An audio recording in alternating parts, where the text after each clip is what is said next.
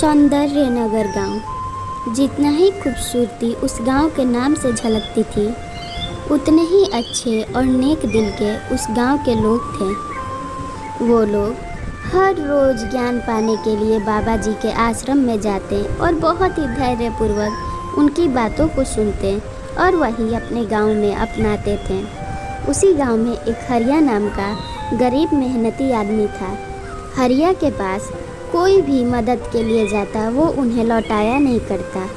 एक दिन रामू उसके पास मदद मांगने के लिए जाता, क्योंकि रामू के पाँव में चोट लग चुकी थी और वो कोई कमाई नहीं कर पा रहा था। उसकी पत्नी ढाबा खोलना चाहती थी। रामू को हरिया कहता, अरे रामू भाई साहब, आपके पाँव में चोट लगी थी तो आपको यहाँ आने की ज़रूरत क्या थी? मेरे को ही बुला लेते, मैं वहाँ आ जाता। आप लौट जाओ, आपका काम हो जाएगा। हरिया उसी समय से कड़ी धूप में जाके जंगल में लकड़ियाँ काटने लगता। हरिया के साथ मिलके उसके कुछ मित्र भी मदद कराने लगते। वो लोग एक खूबसूरत सा छोटा सा ढाबा बना के तैयार कर देते। उस ढाबे में थोड़ा बहुत राशन का सामान और चाय का सामान था।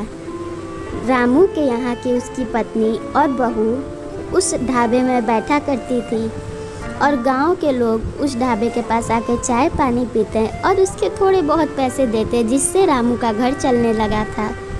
हरिया को शुक्रिया अदा करते हुए रेखा कहती, भाई साहब, आपके बिना हमारा ये ढाबा नहीं खुलता।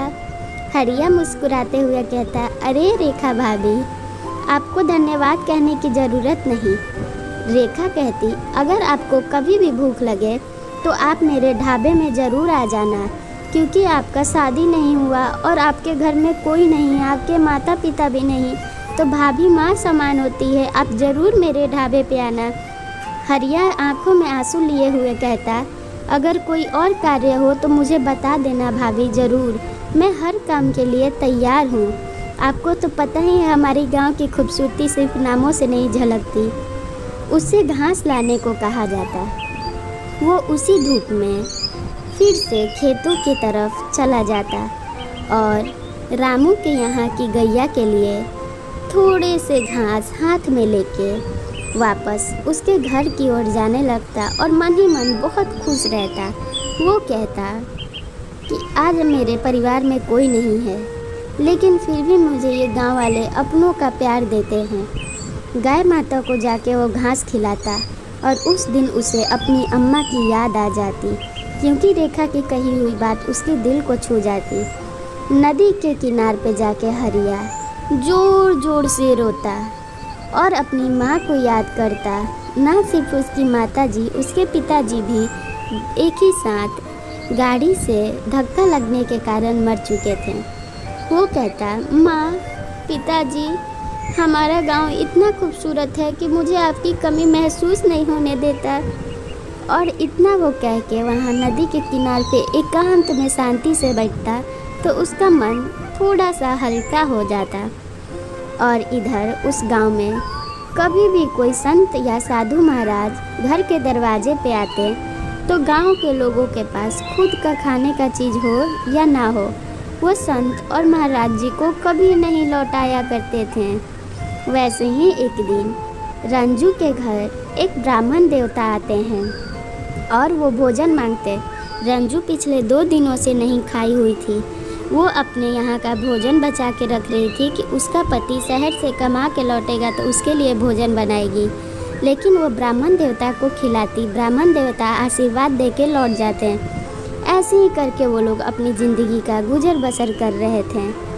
कभी वो लोग शहर में जाते और अगर दोनों में से किसी एक का दुकान नहीं चलता, फिर भी वो लोग आपस में जलते नहीं थे, एक दूसरे को हमेशा आगे बढ़ाने में लगे रहते थे।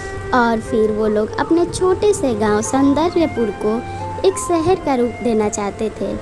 इसलिए वो सारे गांव वाले मिलके अपने गांव पर मेहनत करते हैं। वो लोग अपने ही गांव में छोटा छोटा बिजनेस करते हैं और धीरे धीरे जो भी पैसा होता है उसे इकट्ठा कर अपने गांव को एक खूबसूरत से गांव और विकसित गांव में बदल देते हैं और खुशहाल ज़िंदगी अपने गांव में बिताने लगते हैं। इस कहानी से हमें यही पता चलता है कि अगर हम लोग एकता के साथ और शांति और खुशी के साथ रहें तो गरीबी भी हमें उतनी बड़ी नहीं लगेगी जितना कि हम सोचते हैं। और धैर्यपूर्वक काम करने से हर काम ज़रूर से ज़रूर सफल होता है, इसलिए हमें प्यार बांटना चाहिए। ऐसी कहानी के लिए चैनल सब्सक्राइब कर लें और वीडियो को एक लाइक ज़रूर कर दें।